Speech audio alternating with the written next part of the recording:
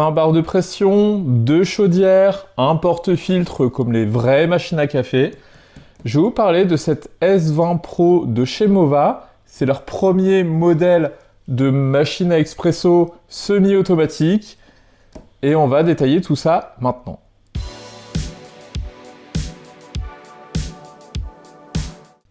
Alors c'est leur premier modèle de machine à café chez Mova, c'est la S20 Pro. On va avoir une machine à café en fait qui va inclure le moulin à grains, donc ça va être broyé à chaque fois que vous allez en avoir besoin. On va avoir 20 barres de pression, on va avoir réglage de la température de 80 à 96 degrés. Il y aura 4 choix, enfin 4 programmes qui seront prédéfinis. On a un porte-filtre de 58 mm. Et pour une première machine, ça semble cocher pas mal de cases. Et comme à leur habitude, chez Mova, c'est super bien packagé, et en particulier, ces petites notices qu'on a très souvent sur les cartons, qui nous donnent en fait le guide, c'est un guide de première mise en route, très rapide. Et ici, on a tout le détail donc de la face, avec les boutons, etc. On va avoir le petit gros manuel plutôt.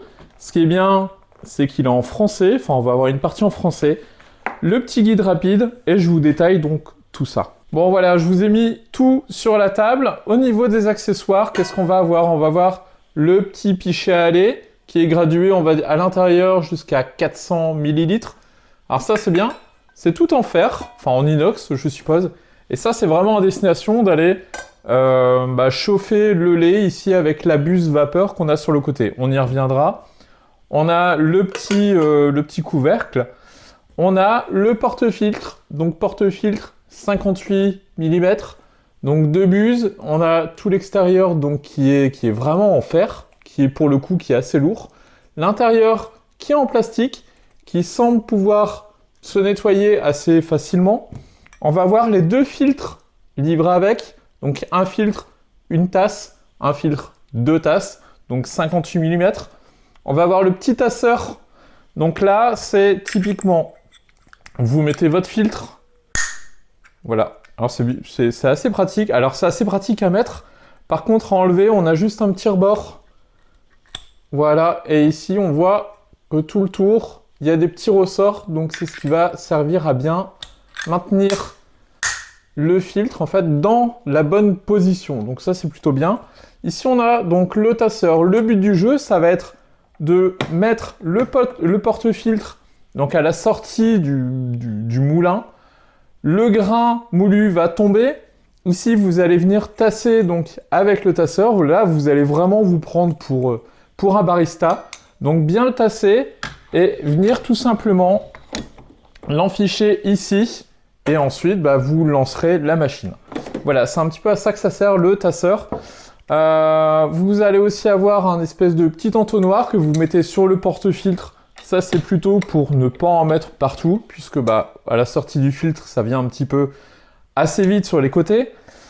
Et on a enfin une toute petite pointe ici. Alors, je ne sais pas si vous allez bien la voir.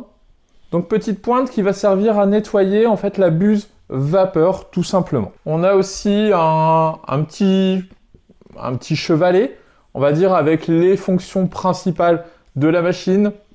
Comment la nettoyer? C'est typiquement le genre de chevalet que vous allez laisser ici au-dessus de la machine ou à portée, entre guillemets, on va dire sur le premier mois pour vous habituer à son fonctionnement. Et puis comme je le disais, en fait un petit bouquin, donc là on a une trentaine de pages en français quand même, qui vous explique en fait comment entretenir, comment lancer les programmes, etc. Donc les petites astuces, c'est plutôt bien fait. Et là, pour une machine de ce gabarit, je vous conseille quand même de potasser un petit peu, puisqu'il y a pas mal de choses qui sont intéressantes, notamment sur la préparation d'un vrai café en tout cas. Alors au niveau de la machine, puisque c'est quand même un beau bébé, en fait ça fait un peu plus de 35 cm de haut, sur un gros 30 cm de large, et autant de profond, 30 cm. Sur la face avant, alors déjà le corps, tout est en plastique. Le haut est en plastique, ça se démonte. On a à l'arrière le bac à eau. Sur le devant, on a toute la partie réception de l'eau, des coulures en fait de café lorsque vous retirez votre tasse. Donc il y a à peu près 1 litre de contenance. c'est plutôt bien fait. En fait, ça, c'est full inox. Donc, ça, c'est assez épais. Et ici, on a le petit flotteur d'habitude qui, quand c'est rempli, bah, vous le voyez en fait au niveau de la grille. Ici, en dessous, on a le corps qui semble en fer. Donc, ça a l'air facile à nettoyer. C'est un peu brillant, donc à voir un petit peu les traces à l'usage. C'est pareil pour le fond ici, qui est aussi de l'inox, qui est assez brillant. Façade, on va avoir le manomètre de pression. Ça, c'est la pression, c'est les fameux 20 bars de pression. On va avoir 4 boutons. L'allumage, vous voyez ici, on a l'écran. Ici, on a le bouton pour lancer le moulin qui va nous broyer en fait les grains qui vont arriver ici dans le porte-filtre. On va avoir ici le bouton de brassage. Et le brassage, c'est lorsque vous mettez votre porte-filtre ici, vous venez appuyer sur le brassage, c'est ce qui va faire descendre l'eau à 20 bars ici et là faire ressortir par les petites buses. Donc le moulin à café et le brassage, c'est tout ce que vous avez besoin pour faire un café. Ici, on a la fonction de température du lait avec sur le côté le petit sélecteur ici pour mettre en route en fait la pression au niveau de la buse vapeur. Donc la buse en fait qui est orientable. Et il y a un petit anon en caoutchouc en fait sur la buse qui sert tout simplement à l'orienter. Puisque vous allez voir en fait pour ceux qui n'ont pas l'habitude, cette buse là c'est une buse à vapeur. C'est ce qui va nous servir entre autres à faire mousser le lait. Donc vous allez mettre le lait dans ce petit pichet et vous allez régler justement ce sélecteur ici pour envoyer la vapeur. Et à l'arrière, tout simplement, vous allez avoir le bac à eau. Donc lui, en fait, qui se désolidarise de la machine. Ça, c'est plutôt bien. Couvercle aussi, donc ce qui vous permet de le remplir aussi en place sur la machine. Voilà, couvercle en plastique, corps en plastique, bien évidemment. La sortie de câble est sur l'arrière. Voilà, il n'y a pas grand-chose à montrer de plus sur cette machine, puisque de l'autre côté, en fait, on n'a rien du tout.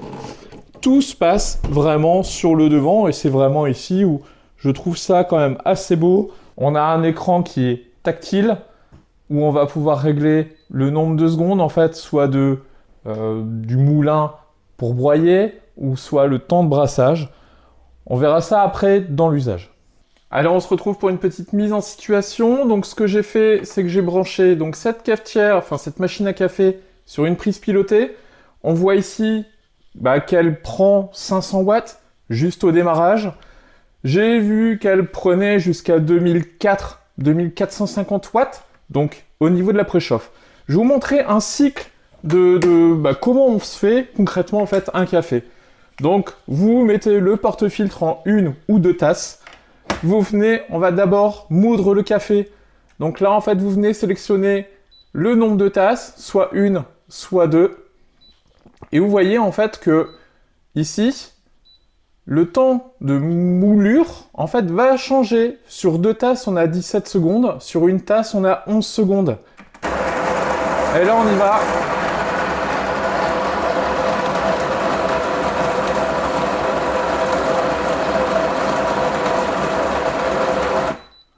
Voilà, donc vous voyez déjà, à 11 secondes, ça fait déjà une bonne tasse.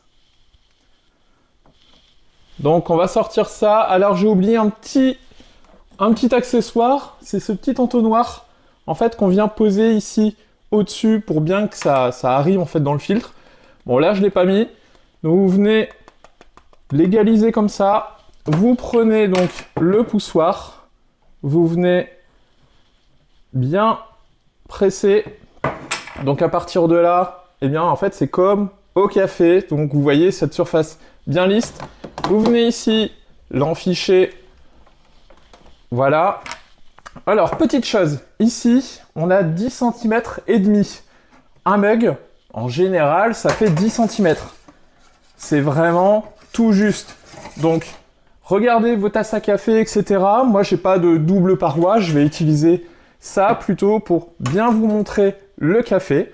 Et donc ici, vous allez choisir donc une tasse ou alors un mug, ou ici, c'est une version de Ice Coffee. Donc on va partir sur une petite tasse ici et on appuie là. Et je vais vous montrer le bruit.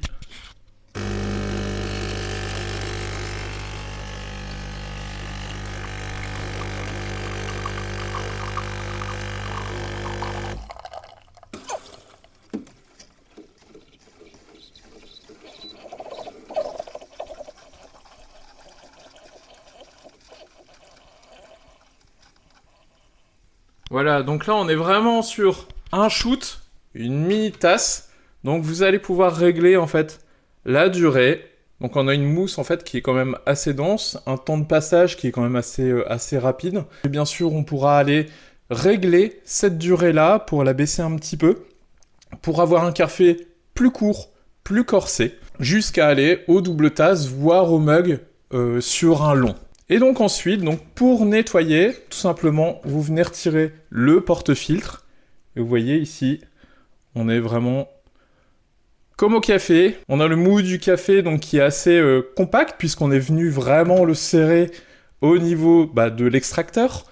Donc là, il faudra aller comme au café. Ça, c'est peut-être un petit inconvénient. Il va falloir taper quand même assez fort sur la poubelle. Mais voilà, ça, c'est le petit inconvénient. On aurait peut-être voulu un système qui venait écarter, qui venait libérer ce mou de café. Voilà, c'est un peu le jeu, ma pauvre Lucette. Et côté électrique, eh bien, on est arrivé sur une pointe à 3130 watts. Donc, ne la mettez pas sur une prise avec d'autres objets. Alors, bien sûr, les 3000 watts, elle les prend pendant 15-20 secondes, le temps de préchauffer l'eau, puisque je le rappelle, double chaudière, potentiellement double consommation. Appareil de 3000 watts, faites attention, mettez ça sur une prise dédiée, pas sur une multiprise. Et puis il y a deux petites fonctionnalités que j'aime bien, qui sont présentes. Vous l'avez avec ce bouton sur le côté, vous avez une première fonctionnalité qui est avoir de l'eau chaude. Donc là, ça sort non pas par la buse au niveau du filtre, mais par une petite buse dédiée. Deuxième fonctionnalité, eh bien, c'est cette buse vapeur. Et avec la buse vapeur, qu'est-ce qu'on fait? On fait mousser du lait. Donc, vous trempez votre buse directement et vous venez mousser. Donc là, c'est quand même assez rapide. Vous pouvez même poser le pichet puisque c'est vraiment à la base. Donc, un conseil pour faire mousser du lait, partez avec du lait très très froid et vous allez voir le résultat.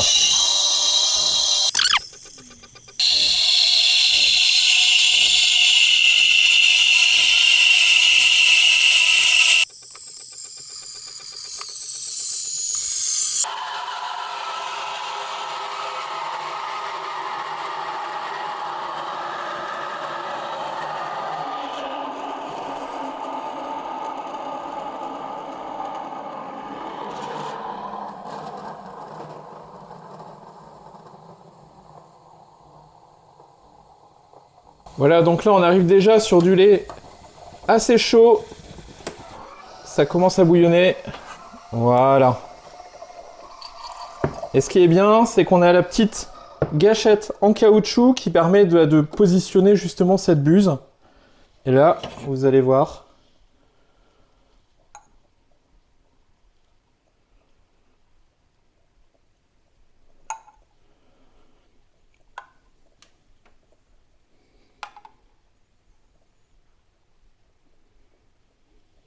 Bon, alors je me suis raté sur la mousse complète. Alors c'est dommage en fait, puisque la mousse est vraiment présente là, on la voit.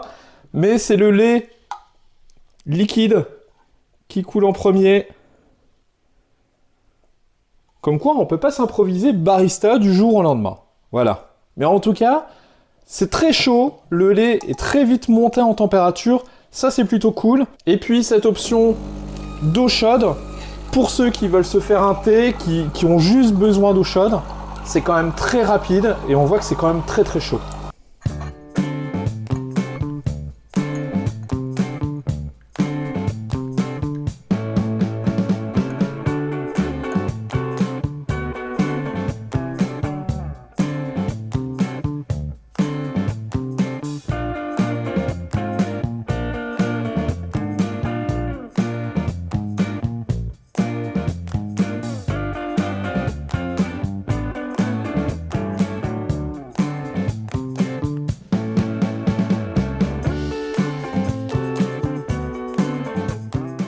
Bon, eh bien, on a fait le tour en fait de cette machine à café de chez Mova. C'est la première de ce fabricant qui se lance tout doucement dans l'électroménager. On avait vu qu'il y avait déjà un air fryer, 2 air fryers qui sont sortis. Pour ceux qui veulent passer d'une machine à capsule ou d'une machine filtre à une machine à grains, alors on n'est pas sur une automatique, on est vraiment sur un mode barista, apprenti, maître café. Donc on a ce porte-filtre. En fait, ça va plutôt amuser. Certains vont aller chercher l'excellence. On va penser aux machines professionnelles.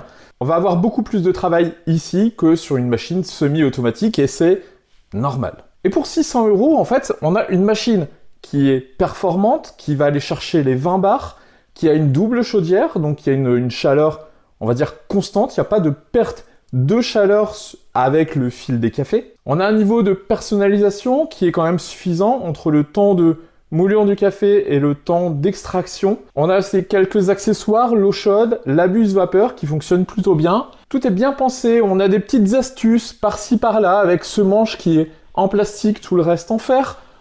Cette petite gâchette en caoutchouc, on a l'emplacement sur le dessus pour le poussoir.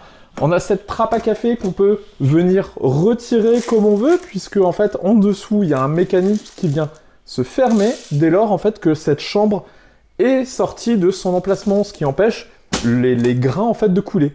On a ce réglage en fait sur le broyeur à café qui va venir ajuster la finesse du café moulu, ce qui va en faire en fait un café plus ou moins fort. Alors attention, un petit rappel pour ceux qui connaissent pas, ce réglage ne jouez pas avec quand la machine ne tourne pas.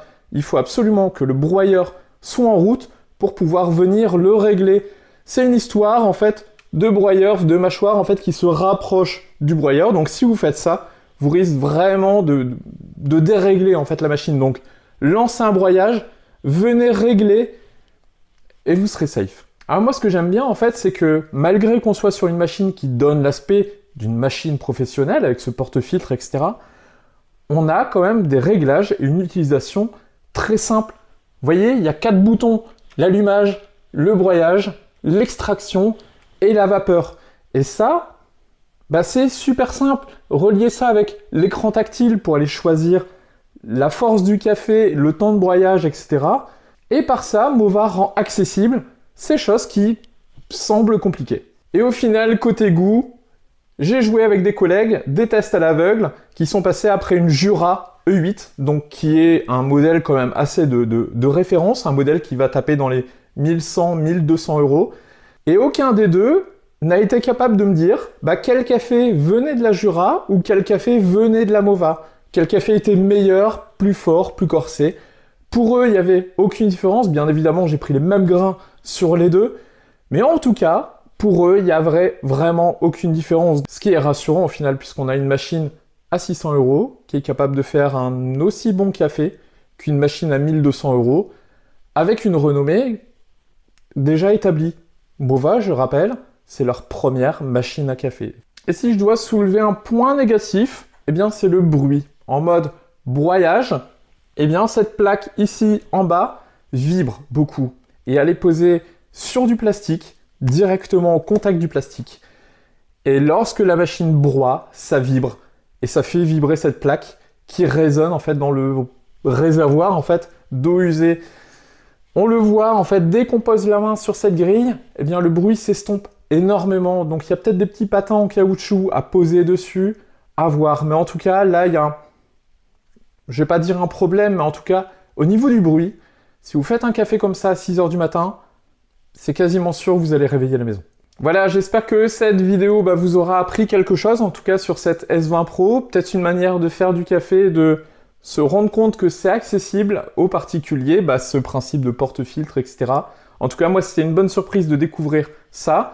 Maintenant, je vais avoir le temps de m'exercer au moussage de lait, puisque j'ai encore beaucoup de progrès à faire. Ça va me permettre par la même occasion de découvrir, en tout cas de redécouvrir ce qu'est un bon café, de bien choisir ses grains, etc. Mais en tout cas, pour 600 €, on a une machine qui nous donne la possibilité de faire du bon café, encore une fois. Je vous dis à bientôt. Ciao.